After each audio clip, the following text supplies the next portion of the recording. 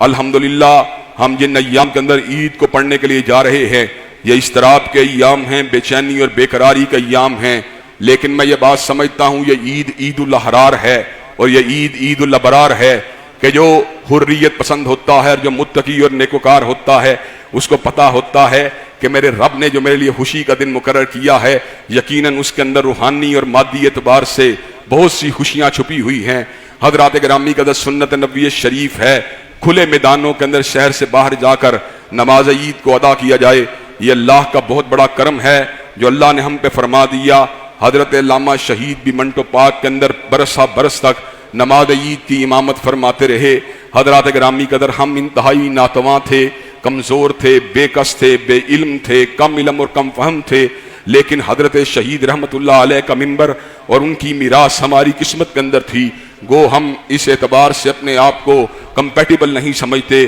وہ بہت بلند تھے اور ہم ان کے مقابلے میں بہت ہی کم حیثیت والے ہیں، لیکن یہ قسمت کی بات ہے، نصیب کی بات ہے، اللہ نے ہم کو ان کے منبر و محراب اور مصلی کا وارث بنا دیا۔ حضرات گرامی قدر ہم نے ناتوانی کے باوجود اور کم حیثیتی کے باوجود اور بے بساطی کے باوجود اللہ کے فضل و کرم سے حضرت شہید رحمت اللہ علیہ کی روایات کو آگے بڑھانے کی جستجو کی، ہم نے توحید کا ابلاغ کرنے کی کوشش کی، ہم نے حرمت رسول اللہ کی بات کرنے کی کوشش کی، ہم نے عظمت صحابہ کی بات کرنے کی کوشش کی، اور آج بھی اللہ کے فضل و کرم سے جب مساجد کو تالہ بندی کے دھمکیاں دی جا رہی تھیں، جب ریاست جو تھی مساجد کے خلاف مورچوں کو سنبھال چکی تھی، حضرت شہید کا یہ گناہ گار بیٹا مساجد اور مدارس کے تحفظ کے لیے اپنی ناتوانی کے باوجود اپنی آواز کو بلند کرتا رہا۔ جب عید کے اجتماع تالہ بندی کی زد میں آنے کا حادثہ تھا، الحمدللہ میں نے بھی اور میرے چھوٹے بھائی نے بھی اس امر کا اعلان کر دیا کہ عید تو ہوگی اور کھلے عام ہوگی اور برسر میدان ہوگی۔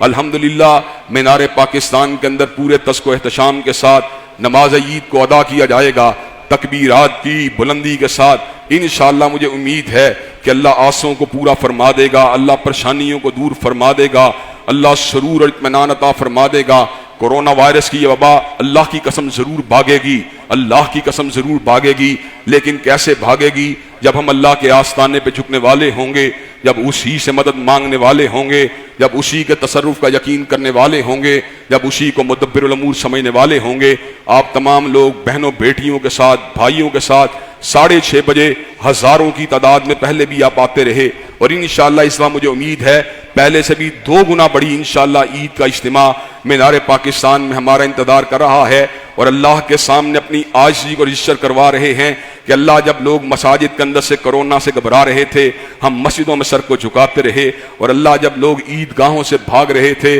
ہم تیری تکبیر کی صداؤں کو بلند کرتے رہے۔ انشاءاللہ اللہ تبارک و تعالی ہماری اس عاجزی انکساری، ہمارے اس گڑگڑانے کو اگر اس نے اپنی بارگاہ میں قبول کر لیا تو جہاں پر اس عہد کے اندر جو ابتلاؤں کا دور ہے، آزمائشوں کا دور ہے، فتنوں کا دور ہے، پراپوگنڈے کا دور ہے، جہاں پر اس عہد کے اندر اللہ تبارک و تعالی لوگوں کی ذہن سازی کو آسان بنا دے گا، وہاں پر آنے والی نسلیں ہم ایسے کمزور لوگوں کو دیکھ کے سبق بھی سیکھا کریں گی کہ ہمارے کمزور بزرگوں نے بھی ایسے عالم کے اندر اللہ اکبر کی صدا دی تھی۔ جب اللہ اکبر کی صدا دینے کو گناہ سمجھا جاتا تھا، جب حی علی الصلاۃ اور حی علی الفلاح کو بیماری کا سبب سمجھا جاتا تھا، جب لوگ مساجد کی صفوں سے بھاگ رہے تھے اور عید گاہوں سے نظر کو چرا رہے تھے، تو ایسے عالم میں تاریخ کے چہرے کے اوپر لہو کا غازہ ملنے والے حضرت شہید کے بیٹے میدان عمل کے اندر موجود تھے اور اس بات کو بیان کر رہے تھے، ناقد و وقت کی رفتار بدلنے کے لیے میں نے مجبور زبانوں کو نوا بخشی ہے،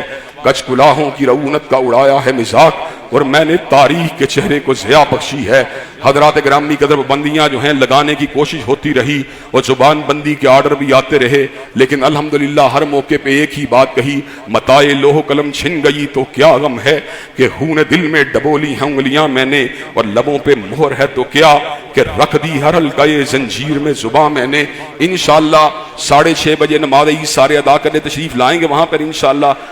اللہ کے فضل و کرم سے نماز عید سے قبل فطرانہ جو 170 روپے سے لے کے 200 روپے تک آپ تمام لوگ اپنی حیثیت کے مطابق لازماً اپنے گھر والوں کی طرف سے، اپنے گھر میں کام کرنے والوں کی طرف سے، اپنے فیملی ممبرز کی طرف سے ادا کریں تاکہ صدقۃ الفطر کے ذریعے ہمارے گناہوں کا کفارہ ہو سکے۔